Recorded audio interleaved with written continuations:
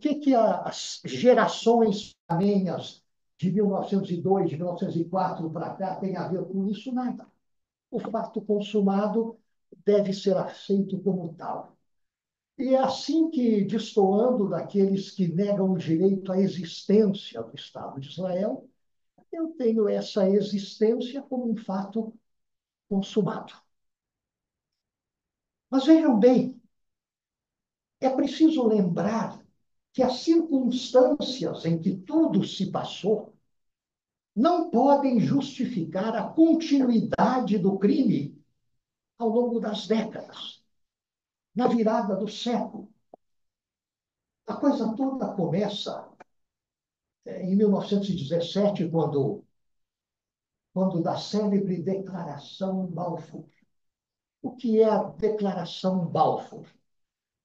É uma carta escrita pelo então ministro do Exterior da Grã-Bretanha, Lord Balfour, ao então líder da comunidade judaica na Inglaterra, Lionel de Rothschild.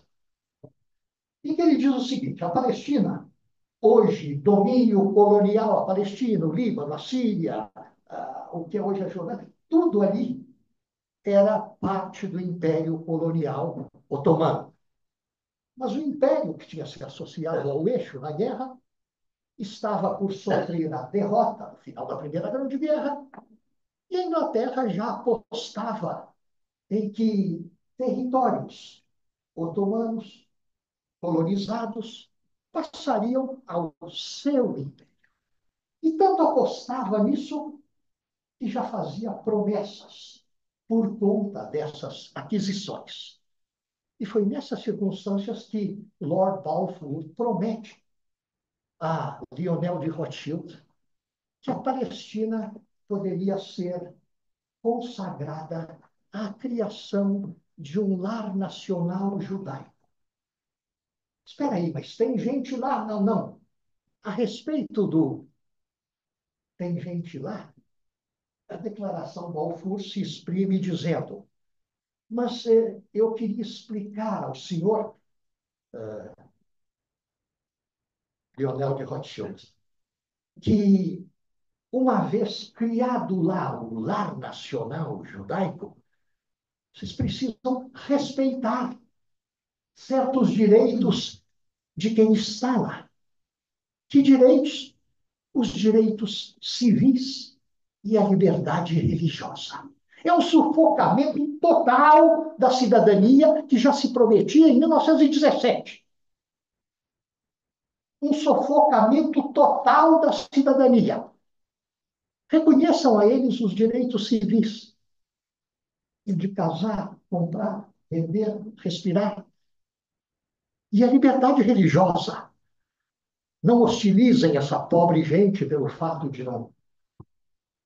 Bom, o tempo passou. O tempo passou, veio a Segunda Grande Guerra, com ela o fato deplorável, triste, da ação genocida do Terceiro Reich, do governo não árabe, mas germânico do Terceiro Reich, e todo o sacrifício que esse governo, que essa administração na Alemanha, na Europa Central, impôs a todas as minorias.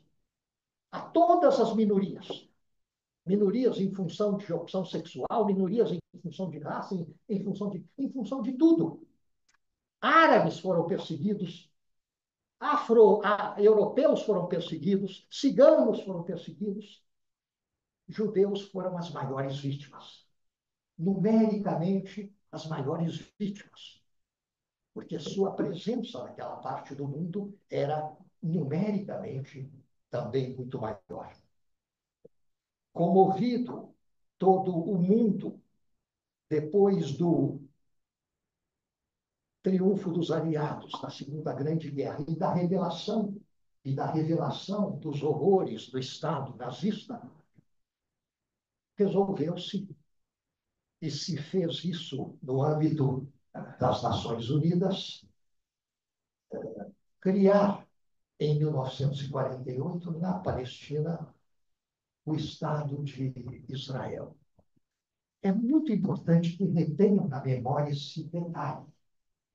Os horrores nazistas foram amplamente divulgados, continuam sendo divulgados. Volta e meia a televisão brasileira exibe, sempre que Israel vai aprontar uma das suas, a TV brasileira, alguns dias antes, algumas horas antes, relembra o Holocausto, relembra horrores mas acontecidos há mais de 80 anos, há mais de 90 anos. Aqueles horrores foram todos descobertos no desfecho da guerra e no desvelar das consequências do governo nazista sobre a Alemanha e os países ocupados.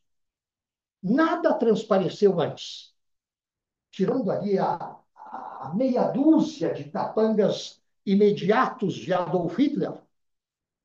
Nem os outros alemães sabiam do que se passava. Ou seja, nunca se esqueçam de que o genocídio nazista, assim como o genocídio turco sobre os armênios, em 1915, não transpareceram. Foram apurados depois. Não houve solidariedade. Todo mundo se horrorizou quando soube da coisa. E ninguém pôde jamais ser acusado de ter acompanhado os horrores calando a boca diante deles. Essa é a grande novidade que o Estado de Israel inventou há 75 anos e que Benjamin Netanyahu levou às últimas consequências nos últimos 14 meses.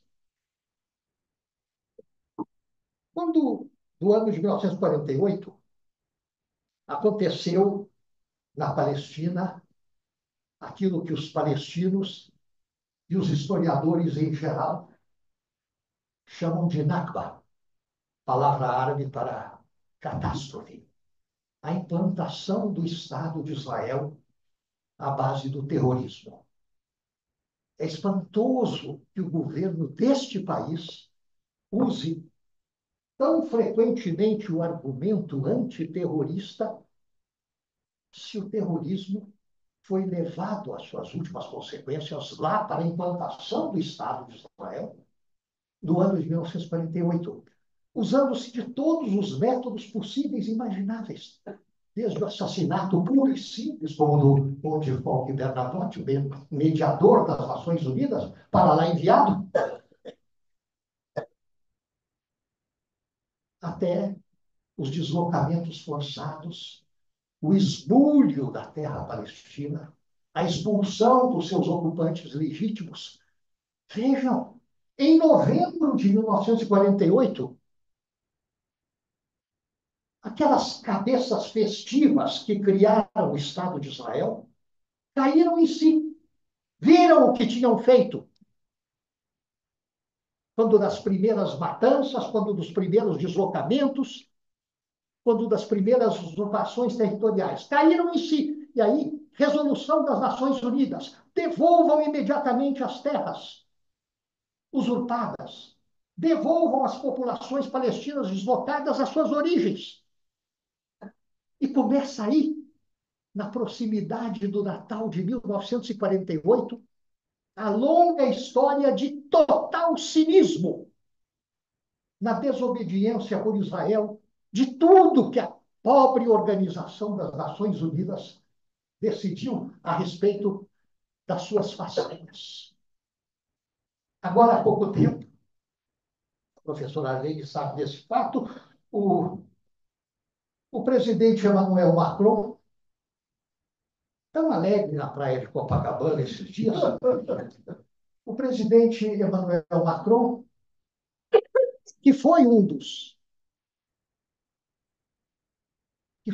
personagens que foram abraçar Benjamin Netanyahu no dia seguinte ao atentado de 7 de outubro e dar-lhe solidariedade, sabendo, não tendo como não saber qual é o passado, o histórico, a folha corrida desse cavalheiro, sabendo o que ele ia fazer se recebesse essa carta branca, foram lá com a cara mais limpa desse mundo, encabeçados pelo caquético Joe Biden,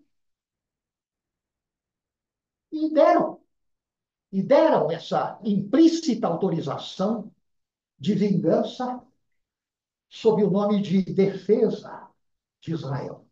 A direita se movimentou pelo planeta fora. Eu vi coisas na internet postadas por jovens brasileiros dizendo assim: será que não perceberam que a defesa de Israel é a defesa de todos nós? É isso o que muitos pensam. Nós somos o Ocidente. Nós quem, cara pálida? Somos o Ocidente. Nós somos o Ocidente e a defesa de Israel é a defesa de todos nós, os representantes do Império, contra os novos bárbaros. Os novos bárbaros são os iranianos e os muçulmanos em geral, os russos, os chineses, tem de tudo aí. Tudo aquilo que se opõe ao Ocidente profundo, que em inglês se traduz por Far West. Tudo aquilo que se opõe ao Ocidente profundo deve ser combatido, e, nesse sentido, o rapaz diz lá na internet: a defesa de Israel é a defesa de todos nós.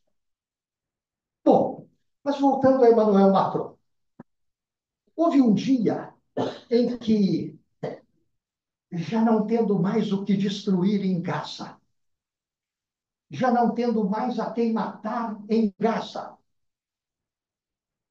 visto que a matança foi tal que até reféns foram mortos por balas israelenses. Os gorilas do exército de Israel mataram até reféns. Não se tem notícia de um único refém morto pelo próprio Hamas. Tem-se notícia de reféns libertados e tem-se notícia daqueles reféns que foram mortos numa ação armada do exército de Israel. Pois bem, cansado de se enlambuzar de sangue em Gaza, Israel resolve atacar o Líbano. Israel resolve que, a pretexto de que o Hezbollah, solidário com os palestinos, estava agindo de dentro do território libanês, Israel resolve ir lá. Eu devia lembrá-los, talvez, de que o Hezbollah, a TV Globo chama o Hamas de movimento terrorista, na exata cartilha das diretrizes norte-americanas. E o Hezbollah de movimento extremista. A ONU não tem essa linguagem. O governo brasileiro não tem essa linguagem e não a teve nem sob Jair Bolsonaro, santo Deus. Nem ao tempo em que, nas manifestações patrióticas de Brasília, as bandeiras de Israel e dos Estados Unidos da América disputavam espaço com a bandeira nacional pela rampa do Palácio do Planalto acima. Bom, cansados de matar os palestinos em Gaza, os israelenses resolvem se voltar contra o Líbano, sob o argumento de que o Hezbollah também lhes é hostil, naturalmente é. Foi o Hezbollah que salvou o Líbano, anos atrás, de ser incorporado à grande Israel. O exército libanês, tadinho, não dava conta de nada. Foi o Hezbollah que não permitiu que o Líbano se incorporasse, pelo menos na metade do seu território. A história da grande Israel eu a ouço há séculos. Há séculos. Em 1968, aquele nosso ano, Paulo, na, na ida ao Líbano, me mostravam lá o mapa da grande Israel, que vai até o Egito, do lado de baixo, que pega todo o Líbano e parte expressiva da Síria, e mais a Jordânia e parte expressiva do Iraque. Este é o projeto. Todo mundo sabe disso. E tantos têm medo de dizer. E tantos são pagos para não dizer. Bom, Voltando a Emmanuel Macron, estamos distraindo muito. Voltando a Emmanuel Macron, esse cavalheiro, quando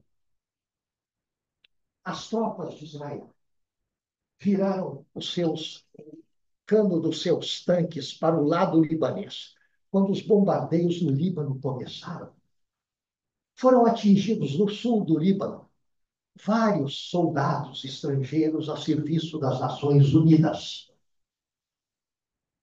Por sinal, nenhuma grande guerra na história da raça humana matou tantos jornalistas. Eu me pergunto, e a solidariedade dos jornalistas brasileiros, que com a cara mais limpa desse mundo, com o sorriso mais infame desse mundo, noticiam a coisa toda sem um gesto de indignação. Nenhuma grande guerra matou tantos jornalistas, matou tantas crianças proporcionalmente, e matou tantos funcionários da ONU e das organizações internacionais humanitárias. Pois bem, aí no Líbano, alguns soldados da ONU, alguns capacetes azuis de nacionalidade italiana e de nacionalidade francesa, são mortos também por Israel. Aí dona Giorgia Meloni fica aborrecida, fica indignada, e Emmanuel Macron, num encontro ministerial, a portas fechadas, Emmanuel Macron resolve dizer aos seus ministros que achava aquilo um, um gesto de ingratidão. Vendo compatriotas mortos, o presidente francês diz que Israel deveria ter um pouco mais de respeito para com as Nações Unidas, já que o Estado mesmo foi criado pelas Nações Unidas. É o que todos nós ouvimos dizer.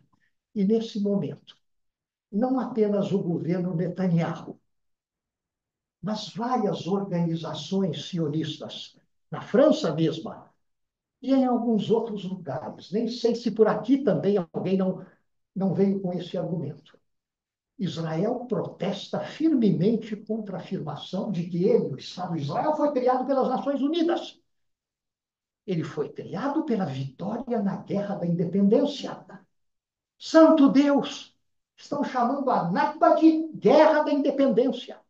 Estão chamando o primeiro genocídio que fizeram de Guerra da Independência. Independência de quem? Independência contra quem? Quem é que os colonizava? A quem se opuseram? A quem hostilizaram? Senão aqueles que foram aí as suas vítimas e continuaram sendo suas vítimas ao longo desses 75 anos.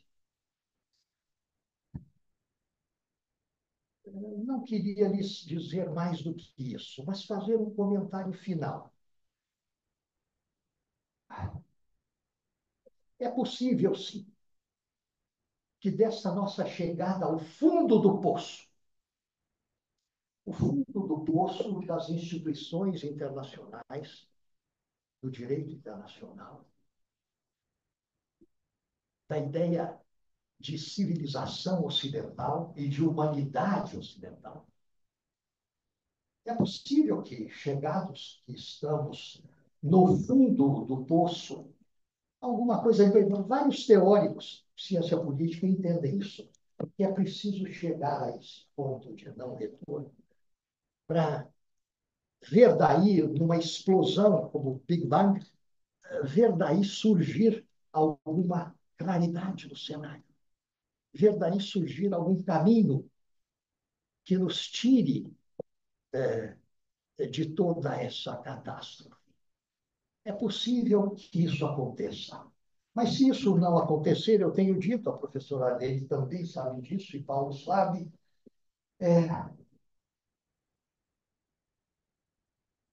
se os autores desse inédito crime na sua gravidade ficarem impunes, se os autores diretos e os seus cúmplices e os seus patrocinadores não forem exemplarmente punidos, não vai dar para nós, professores de direito internacional, continuarmos ensinando direito internacional nas universidades e mentindo aos estudantes que existe uma ordem jurídica internacional digna de confiança, fundada no direito e no ideal de justiça.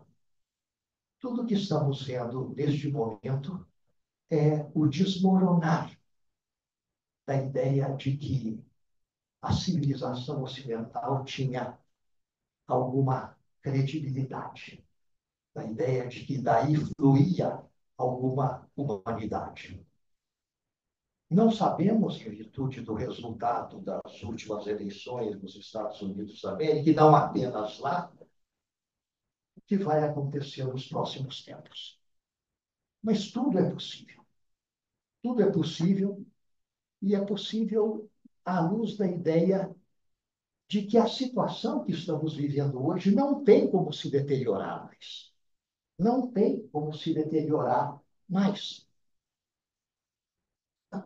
O sangue de tantas e tantas vítimas do genocídio parece que cai uma chuva sombria sobre todos nós.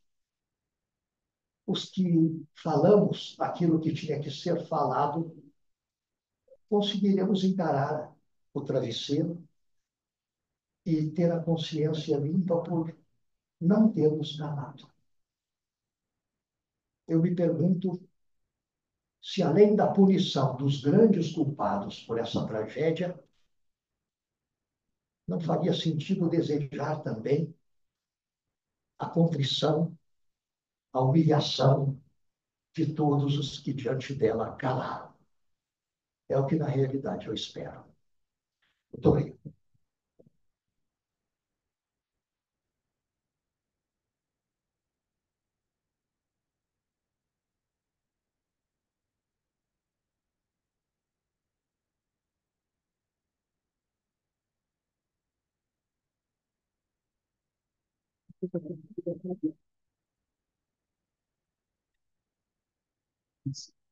Obrigado, professor Assis, por exemplo. Essa caracterização de uma situação de perplexidade e de falta de perspectiva é algo que nos faça refletir e não esmorecer. O que acho muito importante, mesmo em tempos sombrios e quando as bases da instituição civilizada da humanidade se vê posto em questão por comportamentos que vão totalmente contra, que se acredite que meios civilizados possam ter um papel na solução de controvérsias e no encaminhamento de grandes dilemas da humanidade. Um sintoma disso seria justamente o fato de ser tanto a ONU quanto o Tribunal Penal Internacional sistematicamente atacado, criticado e menosprezado. Mas acho que é sinal de que algum indício de que isso possa funcionar ou ter um resultado. E essa circunstância tem sido, inclusive, instrumentalizada com a equiparação de qualquer crítica ao governo do Estado de Israel ser impugnada como antissemitismo ou crime de ódio. E o que acho que são coisas completamente diferentes e que é preciso sinalizar de maneira clara. E como bem lembrou o professor Rezec, o fato de ter muitos judeus, inclusive ortodoxos, criticando as políticas do Estado de Israel. Então, a pergunta é se eles seriam também antissemitas. Isso é óbvio que não tem cabimento. E dentro do trabalho desenvolvido pelo Fórum Permanente sobre Genocídio e Crimes contra a Humanidade da Universidade de São Paulo, essa iniciativa que conta com a colaboração de diferentes unidades da universidade, a professora Aline Planecha, da História Árabe, da Faculdade de Filosofia, Letras e Ciências Humanas, o professor Arthur Capella de Anastácio, do Instituto de Relações Internacionais, que manda os seus cumprimentos ao nosso palestrante, está essa semana fazendo palestra na China. E aqui na Faculdade de Direito, eu e o professor Felipe Alamino, da FADISP, temos já, esse é o quinto ano de atividade do Fórum Permanente, e nós tivemos, nos últimos meses, a presença online de palestrantes. São judeus, como o Nev Gordon, o Michael Link, o William Chabas, mostrando como estão configurados os elementos de genocídio, de crimes de guerra e de crimes contra a humanidade. Então, mais uma vez, professor Bezek, é uma honra e muito importante termos contado novamente com a sua presença aqui na Faculdade de Direito da Universidade de São Paulo hoje. E é também importante para que fique o registro. Por isso, pedimos antes da licença, se podia ser fotografada e gravada a sua palestra, para que essa contribuição possa permanecer e ser objeto de reflexão e de discussão. Eu não sei se a professora gostaria de falar algumas palavras.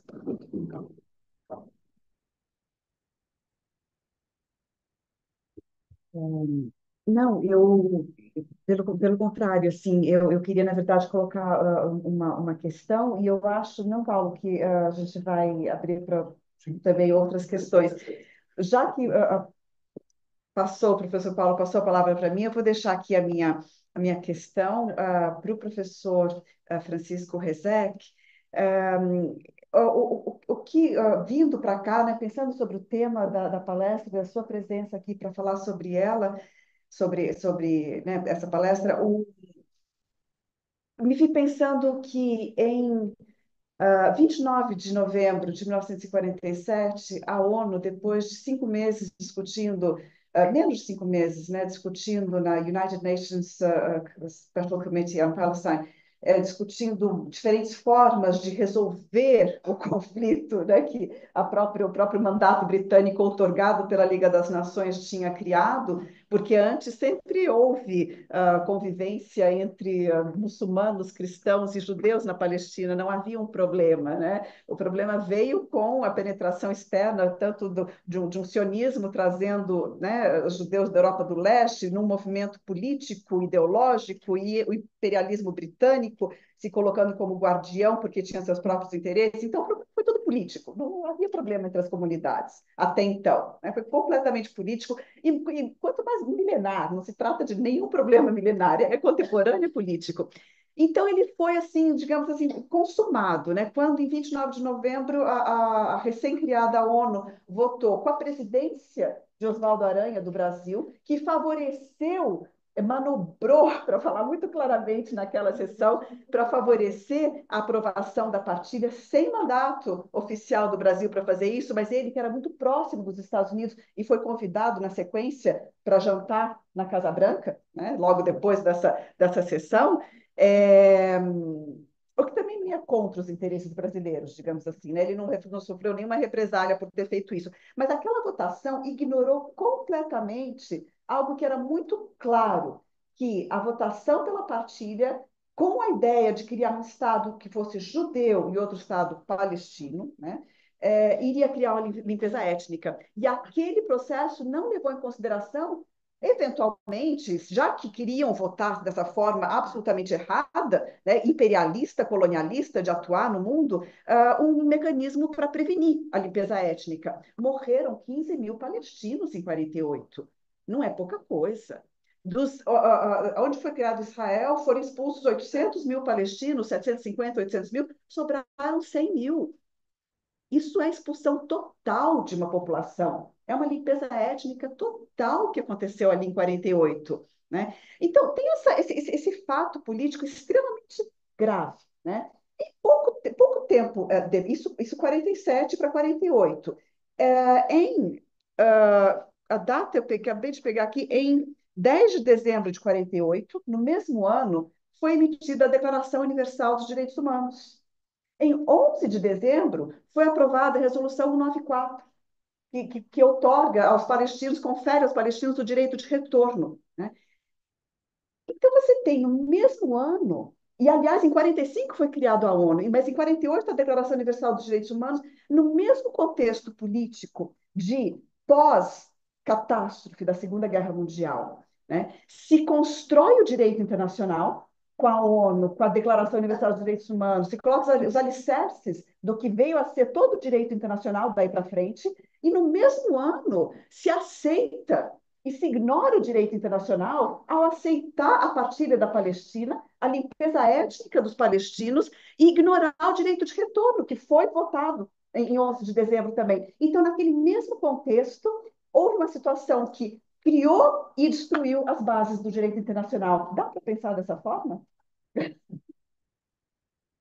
E acho que a gente pode também passar por uma rodada de perguntas, né? Quem gostaria de fazer pergunta, é melhor fazer no microfone. Perguntas breves, por favor, porque com certeza teremos muitas. Já tem 3, 4 para ficar gravado, né? Pode, por favor.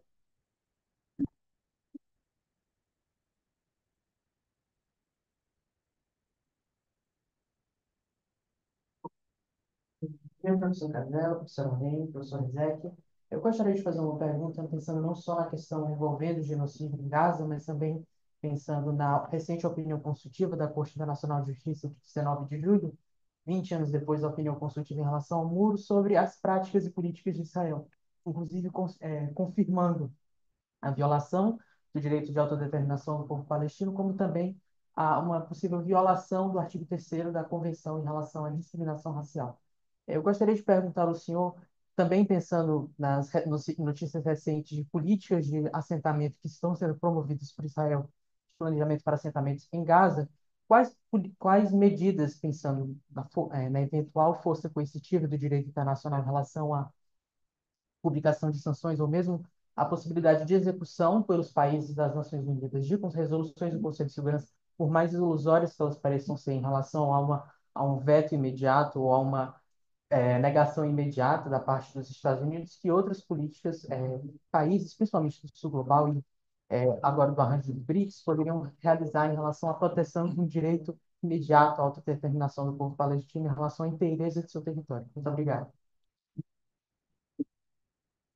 Muito obrigado. Veja, no caso do muro, a Corte não deu uma decisão cogente, ela proferiu um parecer consultivo. Ela tem esse outro tipo de competência. E os pareceres consultivos não são vinculantes. Mesmo assim, é sabido que, enfim, o governo israelense ignorou solenemente aquele parecer consultivo, mas a Corte Suprema de Israel, que tem posições aí ambíguas, não muito exemplares, mas também não muito perversas.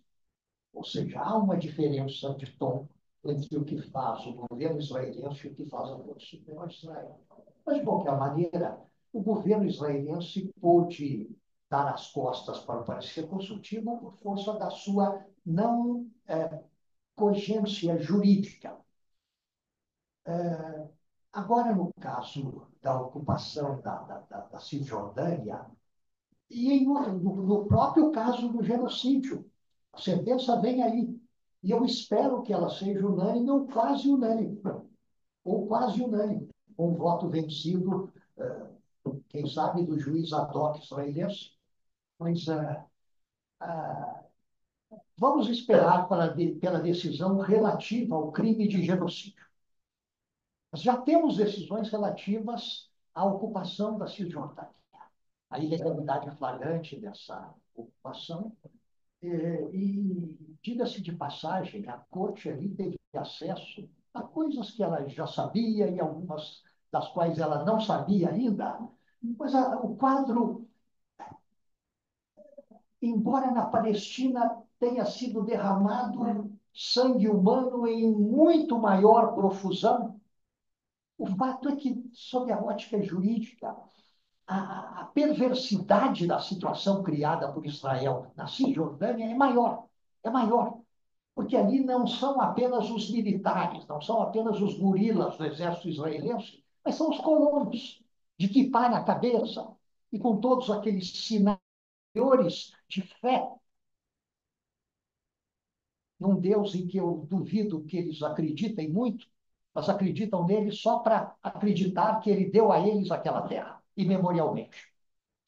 Bom, na Cisjordânia, o que acontece é que colonos, incluindo idosos, incluindo mulheres, incluindo crianças, se envolveram de corpo e alma nessa ação genocida, nessa ação de cerceamento do direito de ajuda das organizações humanitárias. Ali há uma febre coletiva, ou seja, perdeu-se por completo o senso de humanidade e de civilidade. E o respeito pelo direito é absolutamente nenhum. Agora, indo agora realmente ao cerne da sua questão, uma decisão desse tipo, o que a Carta das Nações Unidas diz a respeito da resistência ao cumprimento de uma decisão da Corte da Haia? Ela diz no artigo 94 que o Conselho de Segurança poderá valer-se dos meios de que ele dispõe, e os meios de que ele dispõe são militares, usando forças armadas de países, enfim, não muito queimados na política internacional, como o Brasil. O Brasil é um dos países que mais forneceram contingentes às Nações Unidas em várias operações externas. O artigo 94, então, manda para... Não, diz que o Conselho de Segurança poderá, sim, fazer e implementar, por meios urgentes, as decisões da Corte Internacional de Justiça, quando o Estado condenado a fazer ou deixar de fazer alguma coisa, cruzar os braços. E aí nós entramos no velhíssimo problema, agora discutido no Rio de Janeiro pela cúpula do G20, o problema do funcionamento das Nações Unidas, o sistema de tomada de decisões das Nações Unidas. O Conselho de Segurança não poderia tomar uma decisão mandando executar uma decisão da Corte pela força, se necessário, se um dos cinco, e aí sabemos qual, aliás, não é justo dizer que ele talvez fosse o único a opor o veto, mas com a simpatia daquele lacaio incondicional e daqueles dois, enfim, daquele outro, talvez não muito entusiasmado, mas, enfim, o Conselho de Segurança não mandaria impor a Israel o cumprimento de uma decisão, enquanto a Organização das Nações Unidas funcionar desse modo. E veja, nenhum secretário-geral da ONU, desde o saudoso Dag Hammarskjöld, que morreu em serviço nos anos 40, nenhum secretário-geral da ONU, o primeiro foi Trygve Lie, norueguês, o segundo foi Dag Hammarskjöld, suíço, que morreu em serviço, voando sobre o continente africano, sobre o Congo. Mas, desde aqueles primeiros secretários-gerais da ONU, nenhum foi tão humilhado quanto o nosso quase compatriota Antônio Guterres. Nenhum sofreu tantas pressões, tantas... Enfim, o lobby é extremamente poderoso. Nos Estados Unidos da América, mas também na Europa Ocidental toda. Eu voltei da França recentemente, extremamente pesaroso com tudo o que vi e ouvi. A televisão francesa não é muito diferente da nossa. Na patifaria, na falta de espinha dorsal, na falta de estudos. Mas, enfim, quanto à decisão da Corte, ela depende para a sua execução forçada de uma decisão das Nações Unidas, do Conselho de Segurança, mais exatamente, em que nenhum dos 5 países titulares do direito de veto resolva opor seu veto.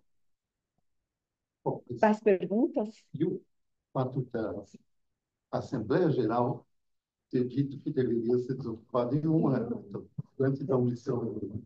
Conselho de Segurança, Sim. a Assembleia Geral. Para a Assembleia Geral da ONU resolver se o Conselho de Segurança se omitir, essa não é a minha A pergunta. Assembleia Geral, veja bem, a Assembleia Geral pode perfeitamente tomar uma decisão, independente do que o Conselho de Segurança faça. Ela pode tomar uma decisão confirmatória, enfim, valorizatória daquilo que a Corte houver decidido, tenha já decidido, e pode essa resolução da Assembleia Geral das Nações Unidas tem sim força cogente, mas é uma força cogente igual à da própria Corte.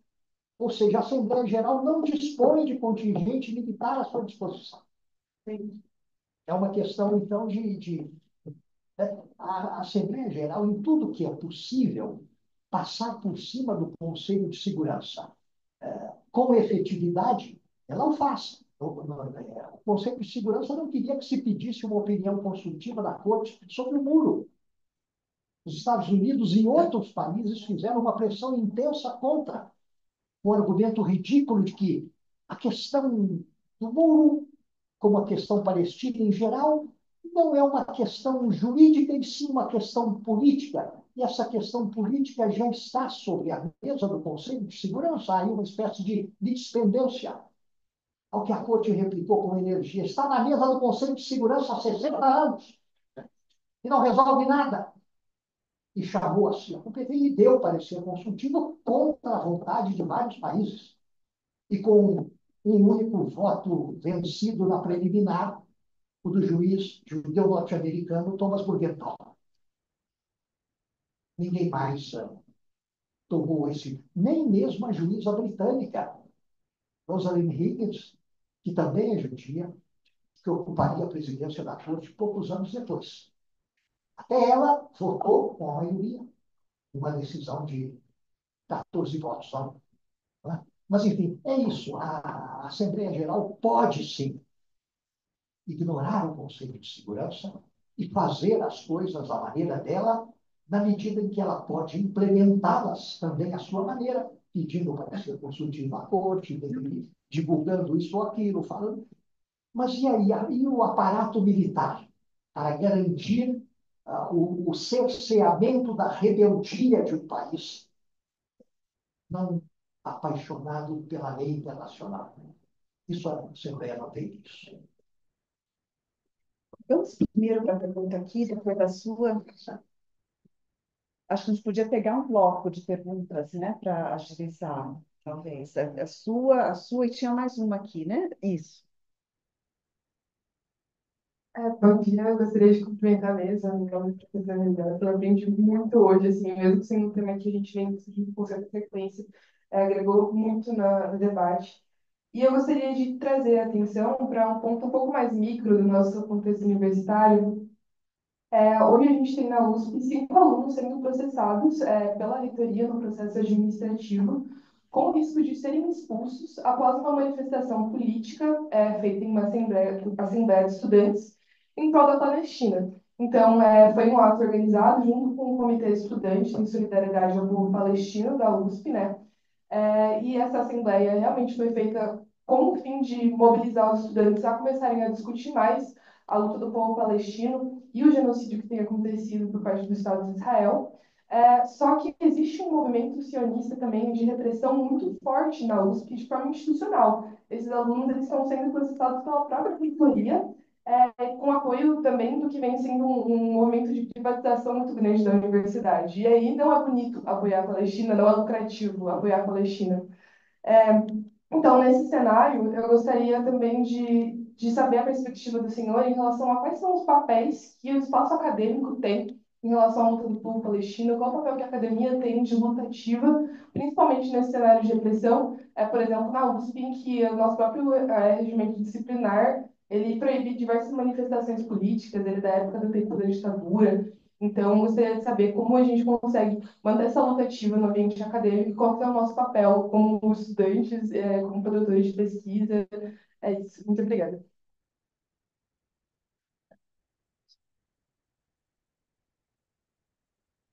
Bom dia, professor. Por acaso, eu sou a advogada que está cuidando do caso dos estudantes, E é interessante a gente mencionar que o curso de ciências moleculares, de onde surgiu essa denúncia contra os estudantes, tem uma relação muito forte com o Instituto Weizmann, que é uma instituição de ensino israelense que está diretamente envolvida em pesquisa sobre produção de armas químicas. Então, a gente está mandando estudantes brasileiros com o dinheiro do contribuinte paulista para se tornarem ferramentas desse genocídio. Mas a minha pergunta, na verdade, professor, era sobre outro assunto. A gente tem a excepcionalidade desse genocídio, de não só ele estar sendo transmitido ao vivo pelas suas vítimas, mas também pelos seus perpetradores. O acervo de registros de crimes de guerra dos mais atrozes, documentados pelos próprios soldados israelenses, é uma coisa sem precedentes, e a gente tem iniciativas de pessoas que fazem pesquisa em fontes de inteligência, inteligência de fontes abertas, que estão construindo bases de dados desses crimes de guerra, e algumas iniciativas de advogados que estão promovendo a criminalização desses soldados em cortes domésticas. Inclusive, depois, se o senhor quiser ver, eu tenho dois registros de brasileiros que a gente já está que estão no nosso radar, e eu queria saber o que que o senhor pensa sobre isso. Se o senhor entende que a gente tem correlação de forças para a gente promover a responsabilização desses criminosos de guerra é, com base no princípio da extraterritorialidade aqui na justiça brasileira, e se o senhor acha que isso pode ser politicamente efetivo. Recentemente, alguns companheiros da Hind Rajab Foundation conseguiram estragar a lua de mel de um criminoso de guerra que estava se documentando, botando fogo na casa de palestinos em Jabal. Ele tá, assim, a parte dele especificamente dos crimes que ele documentou era muito chocante. E aí ele foi para o Chipre em lua de mel. O pessoal descobriu, conseguiu um advogado lá, que conseguiu um deputado, que ligou à delegacia de polícia. Só que a diplomacia israelense interveio para tirar ele correndo do país, antes que desse alguma coisa. Teve um que foi detido no Marrocos, e a gente tem outras iniciativas rolando, pipocando em vários países. Tem algumas pessoas aqui também interessadas em fazer esse trabalho. Eu queria saber o que o senhor pensa sobre isso, sobre a gente promover a criminalização dessas pessoas nas nossas cortes. E tem mais uma pergunta, pode ser? Sim.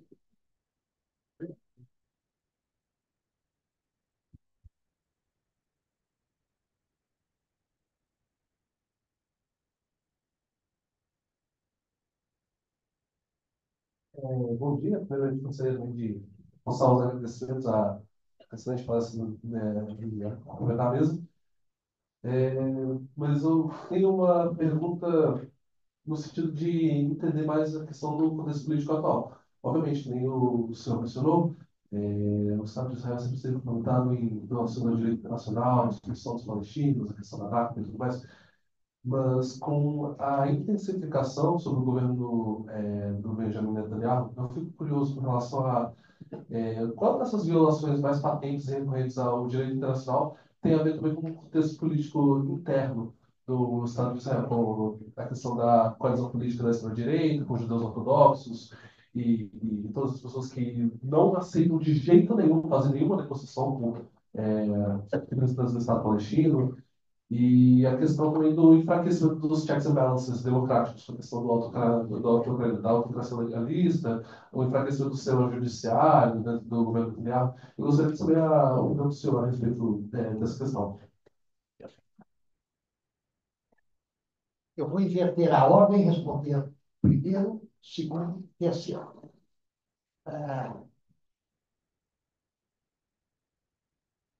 Benjamin Netanyahu é réu por corrupção. Curiosamente, é um fenômeno que eu não consigo entender muito bem. Mas, de vez em quando, algum juiz israelense honra a sua toga e expede contra ele o mandato de intimação. O processo contra ele tem curso. A imprensa veicula esse fato e diz da premente necessidade que esse cavalheiro tem, ainda que isso custe o derramamento de sangue humano em profusão, de se manter no poder, porque o seu destino ao deixar o palácio é o cárcere. Ninguém duvida disso. Quer dizer, é um candidato extremamente forte a dois tipos de calabouço. Os de Israel mesmo, que não o tratariam tão mal, mas um calabouço internacional que o desonraria por inteiro, e que é aquele mais apropriado a abrigá-lo nos anos que lhe restarem de vida. Não existe pena de morte, e é bom que não exista, para que uma criatura assim amargue até o seu encontro com Deus o remorso do que fez. Bom, mas não há dúvida quanto a isso. A política interna israelense é fortemente incrível. É incrível que tantas nações alegadamente civilizadas concordem com isso. Concordem em conestar uma política genocida, uma política de alto teor lesivo aos direitos humanos e ao direito internacional na sua generalidade, porque determinada camarilha de fascínoras não quer deixar o poder. Eu não sei, tem-se a impressão de que as pessoas perderam o juízo. Tem-se a impressão de que nos ambientes palacianos os neurônios não funcionam direito. Porque senão não aconteceria isso. Todo mundo sabe, até a nossa televisão conta, que há um substrato processual relativo ao nada brilhante crime de corrupção pesando contra esse indivíduo. Ah, não. Ah, não. É claro que o crime de corrupção não é nada, nada, nada perto dos crimes internacionais.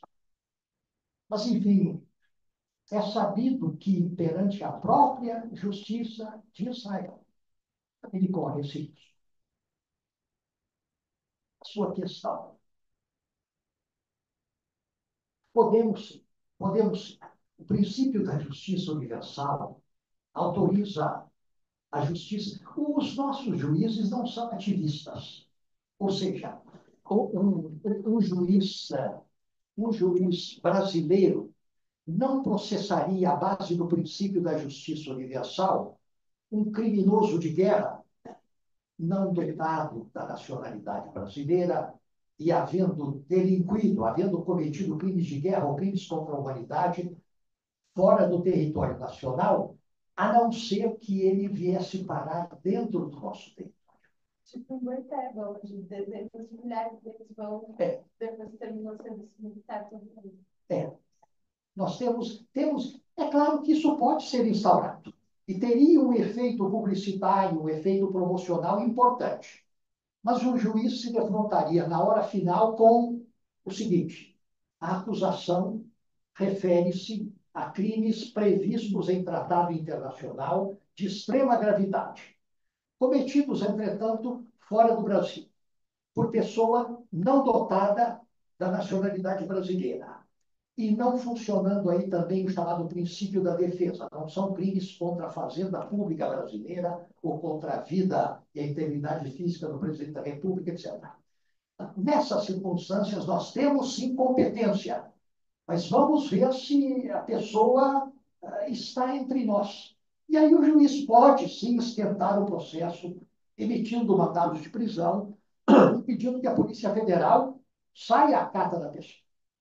Mas se nós sabemos que ela não está aqui, sabemos também que o direito penal brasileiro não autoriza, nesses casos, aquilo que alguns direitos penais lá fora autorizam, pedir a extradição.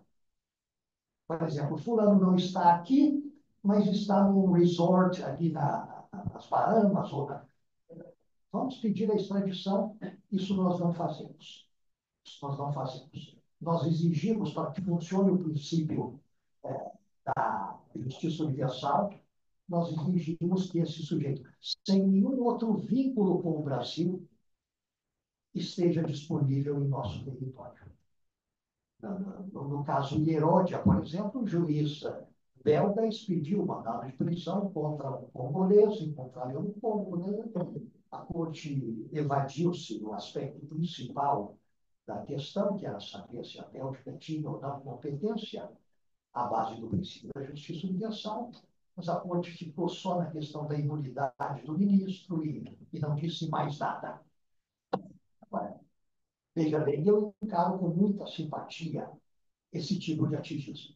Encaro com muita simpatia esse tipo de ativismo, sobretudo se oriundo, e agora vamos mais ou menos à questão dela, sobretudo se oriundo de um lugar tão historicamente brilhante como o Largo de São Francisco e tão, infelizmente, acomodado nesse tema como tem sido o Largo de São Francisco.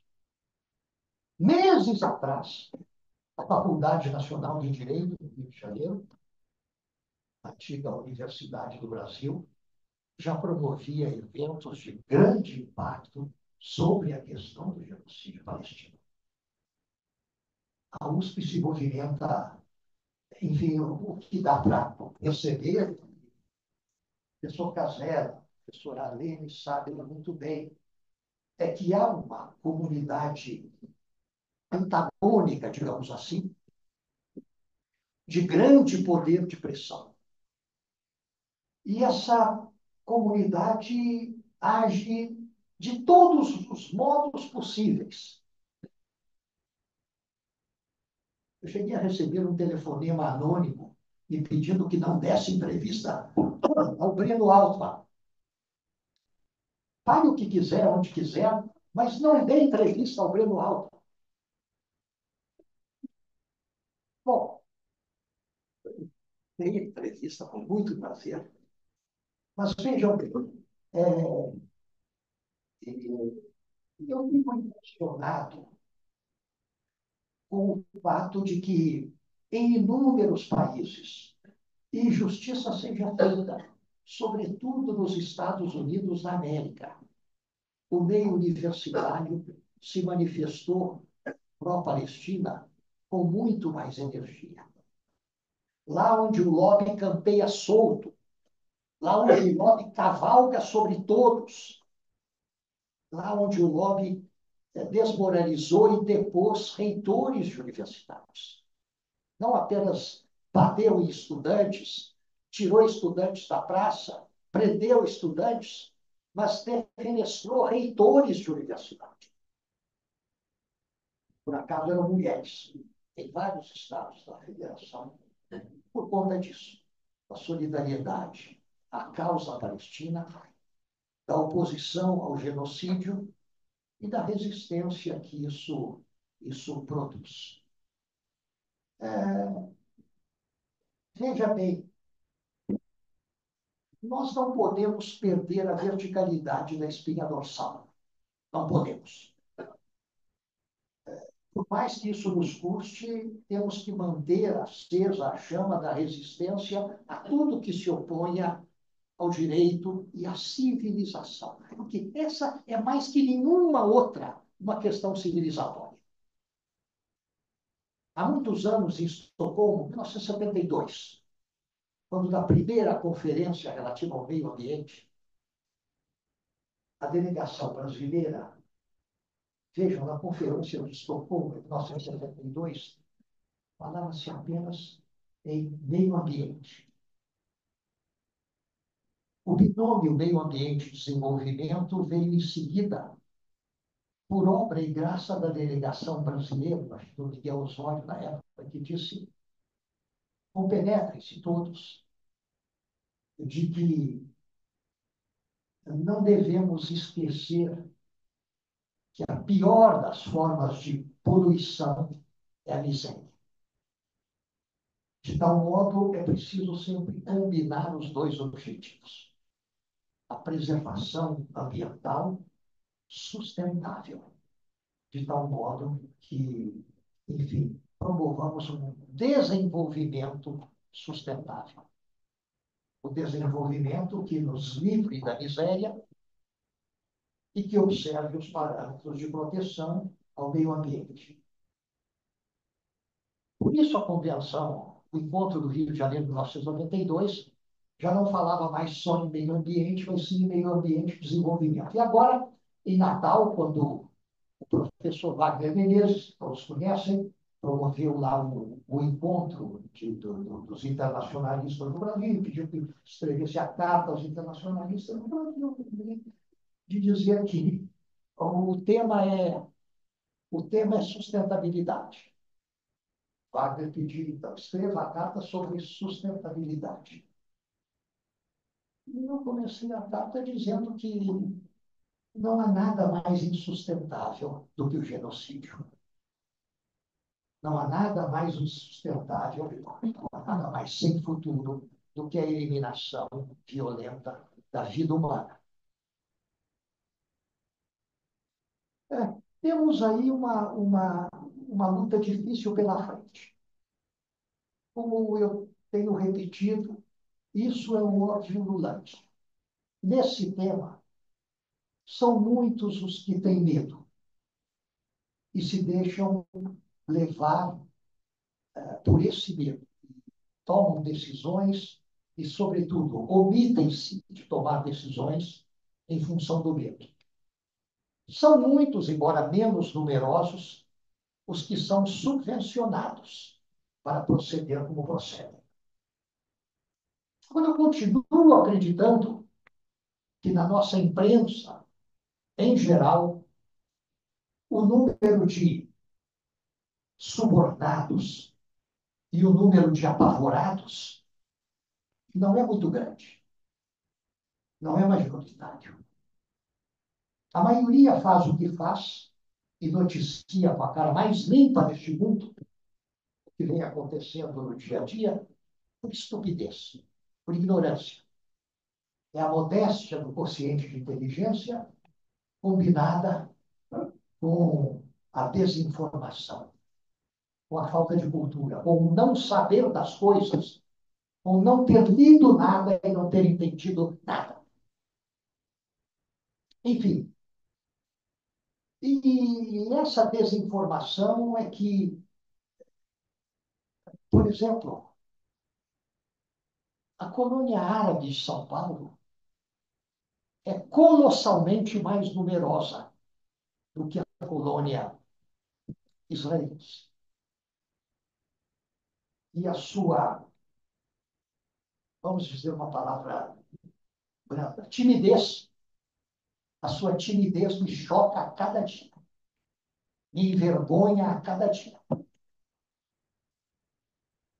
Nem quando as baterias israelenses deixaram Gaza por um momento e foram assestadas sobre o Líbano, até sobre a região de Balda. Nem aí ouviu-se da comunidade de São Paulo.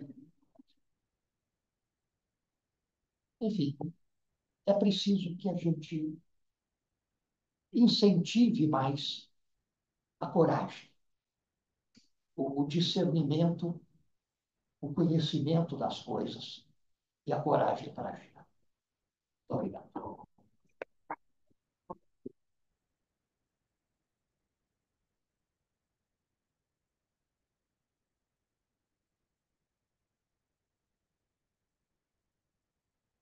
Vou passar a palavra para o professor Paulo, encerrar.